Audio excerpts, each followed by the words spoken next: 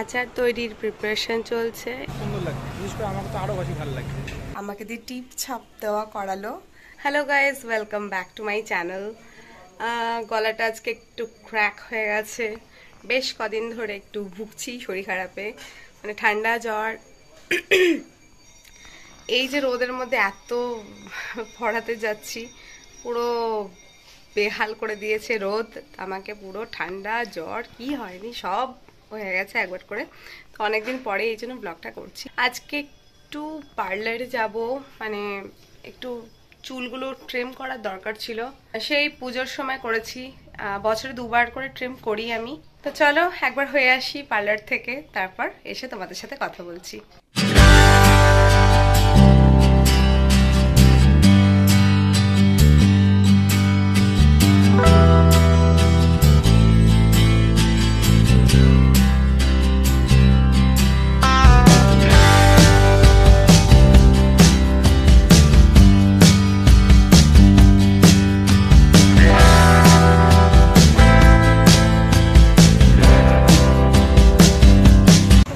দেখা দাড়ি, আমি চুল। কেমন লাগছে আমাদের? খুব সুন্দর লাগছে, বিশেষ করে আমাকে তো আরো বেশি ভালো লাগছে। আমাকে বেশি ভালো লাগছে। সৌত্রিকর শেভিং করালো আর আমিও সেই সঙ্গে হেয়ার কাটটা করে নিলাম, আর খুব ভালোভাবে করেছে ওরা হেয়ার কাটটা। আমার চুলগুলো একদম ছোট্ট ছোট হয়ে গেছে, মানে খুব একটা ছোট না, কিন্তু ভালোই ছোট হয়েছে। এত ছোট চুল তো ছিল না আমার, আমার প্রায় কোমরের কাছে চুলটা আসতো। ঠিক আছে, চুল তো আবার বড় হয়ে যাবে, but I am so so happy আমার নতুন হেয়ার কাট পেয়ে। কেমন লাগছে? আমার আজকে সারাদিন মোটামুটি এইভাবেই কেটে যাবে। আই নো, সারাদিন আমি চুল নিয়ে ঘাটাঘাটি করবো, খুব একটা রিফ্রেশিং একটা ব্যাপার আছে। প্রথমে যখন দাদা জিজ্ঞেস করছে কি কাট দেবে, তখন বললাম যে আমার তো লং হেয়ার পছন্দ, তাহলে লংই থাকবে। আমি তো জানি পার্লারে কি করে, একটু কাটতে বললে অনেকটা কেটে দেয়, ওই জন্য আমি ভয় ভয় বলছিলাম আমার লংই লাগবে। তখন দাদা বলছে যে ঠিক আছে, লং হলে খুব একটা লুকসের পরিবর্তন আসবে না, ওই ট্রিম করলে কি আর পরিবর্তন আসবে। তো যাই হোক, আমি দিয়ে তখন সৌত্রিক বললো যে তাহলে একটা হেয়ার কাট করিয়েই নে।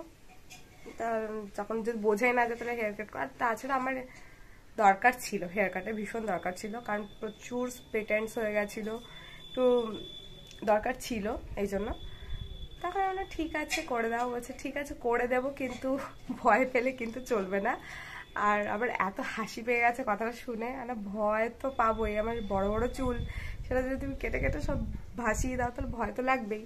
তো যাই হোক, পুজো অবধি বড় হয়ে যাবে, ঠিক আছে, আই লাইক ইট।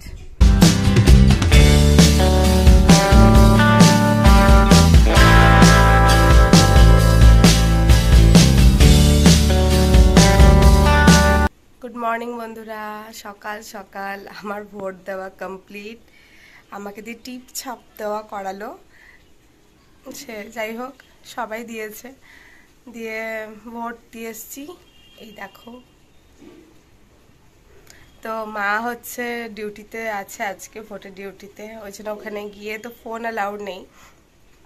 কোনোরকম একটু ভিডিও করেছি যেটা তোমাদেরকে দেখালাম। তো আরও সকালে যাওয়ার কথা ছিল, বাট আজকে যেহেতু পড়াতে যাইনি এই জন্য আমার ঘুমও ভাঙেনি, তার জন্য সকালে মায়ের কাছে একটু বকাও খেয়েছি, মায়ের সাথেই যাওয়ার কথা ছিল। সো যাই হোক, মা যাওয়ার কিছুক্ষণ পরেই আমি বাপির সাথে গিয়ে দিয়ে এসেছি। একটু আলস্য লাগে কারণ ছুটি পাই না আমি, আর আজকে একটু ছুটি পেয়েছি তাই আজকে ঘুম ভাঙেনি, দ্যাটস ওয়াই। তো যাই হোক, আমি যখন গেছিলাম মাই ফোন করেছিল, একটুও ভিড় ছিল না, গেছি ভোট দিয়েছি চলে এসেছি, এত ইজিভাবে হয়ে গেছে। এখন ওখানে মা আছে আজকে প্রায় 5টা 6টা অবধি, তো ওখানে ডিউটি আছেই। তো মাকে এখন সকালে ব্রেকফাস্টটা করব, মানে আমি করব না, আমি রুটিটা করতে পারি, রুটিটা করব, আর বাপি সবজি করবে, দিয়ে মাকে দিয়ে আসবো। আমি না, বাপি দিয়ে আসবে। আর আমার গলার অবস্থা দেখছি খুব খারাপ হয়ে গেছে, সারছে তো না, মনে হচ্ছে গলায় ব্যাং ঢুকে বসে আছে, এত বিচ্ছিরি সাউন্ড, আমার নিজেরই কেমন একটা লাগছে। তোমাদের কাছে আগে আমি কনফেস করে দিচ্ছি যে আমি রুটি করিনি মানে করতে যাচ্ছিলাম, কিন্তু তখন যেহেতু আমি রুটি করি না, সচরাচর রান্না করি না, এই জন্য আমি যা করতে যাই তো প্রচণ্ড দেরি হয়।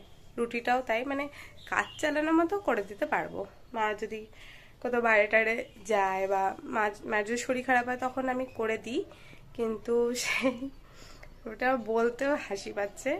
আটাটাও মেখে দিতে পারি, ভালো আটা মাখি, ভালো রাউন্ড হয়, একদম পারফেক্ট গোল হয়, কিন্তু রুটিটা ফোলে না। মানে এটাই হচ্ছে আমার রুটি করার সমস্যা, ফুলতেই চায় না, কি জানি কেন। বেশি সেকে ফেলি না বেশি ভাজা হয়ে যায়, সেই আন্দাজটা পাই না যে কতটা সেকতে হবে। যে বাপি করেছে, আমার হাতে মিষ্টি রস লেগে আছে। বাপি রুটি করেছে, তরকারি করেছে আলু পটলের, আর একটা মিষ্টি। যদি আমি মিষ্টি খুব একটা পছন্দ করি না, কারণ আচার তৈরির প্রিপারেশন চলছে। এর মধ্যে দেখতে থাকতে বাপি সমস্ত আমগুলো কেটে ফেলেছে। তেল আম হবে তো বাপি? মিক্স আচার বলে দাও ভালো করে। আর বলে দাও দেখে, তাহলে আমি বলবো না, তুই বল। বলো বলো মিক্স আচার হবে। কি কি দিচ্ছ মিক্স আচারে? আম, গাজর, আমার গাজর আর কিছু দেবো না? কাঁচা লঙ্কা। এই আমটা কাটবে না? আমি জানি না তো, ওই জন্য তো তোমার সামনে ক্যামেরাটা ধরেছি। 1 কিলো আম দিয়ে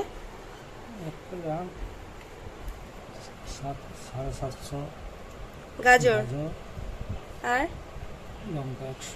লঙ্কা 100। গুড়াম করবা না আপনি? ওটা মা হেভি করে, মা খুব ভালো করে। হ্যাঁ তা সবাই পারে, আমি বলেছি সবাই পারে না, কিন্তু মায়েরটা খুব ভালো হয়। আমি কেটে দিই। অ্যাট লাস্ট আমি গাজর কাটার সুযোগ পেয়েছি, আমি গাজর কাটছি আর কাটতে পারছি। না কাটতে পারার কিছু নেই, আমি পারি, আমি একেবারে অকম্মের ডেকি নই, আমি পারি, গাজর কাটতে পারি, সবই কাটতে পারি, দেখিয়ে দিলে আমি সবই পারবো।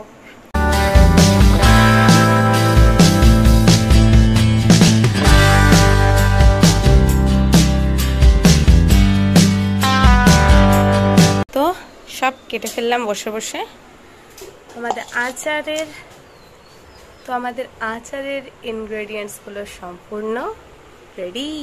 আমার বাপি ভীষণই শাই মানুষ, খুব লজ্জা পায়। আগের ব্লগ যদি তোমরা দেখে থাকো, অ্যানিভার্সারি ব্লগটা, তাহলে দেখে থাকবে বাপি কেমন পিছিয়ে থাকে সব জায়গায়, ব্লগও করতে চায় না, খুব লজ্জা পায়। আমার মা বাপি দুজনের পুরো অপোজিট।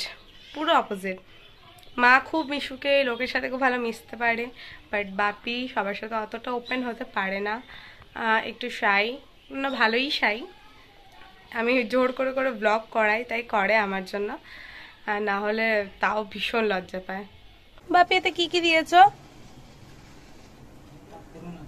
5 ফোড়ন একবারে সব দিয়ে দিয়েছো নাকি?